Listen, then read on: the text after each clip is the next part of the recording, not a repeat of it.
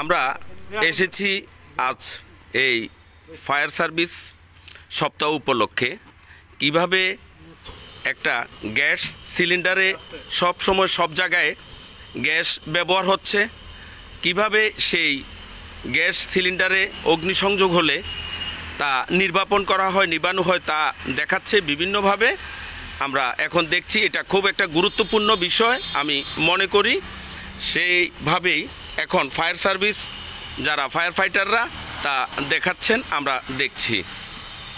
হ্যাঁ, এটা হলো আপনার যে অক্সিজেন বন্ধ করে এই গ্যাস বন্ধ করা যায়, এটা এক বিষয়।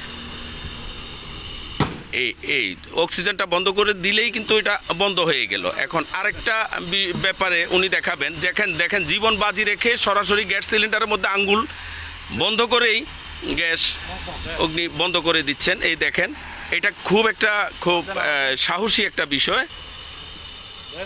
নিজের আঙ্গুল দিয়ে সরাসরি বন্ধ করে দিচ্ছেন।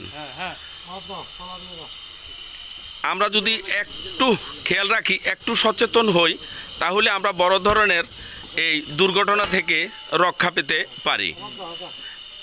সচরাচর আমাদের এখানে গ্যাস সিলিন্ডার ব্যবহার করছে না এমন কোনো ঘর নাই।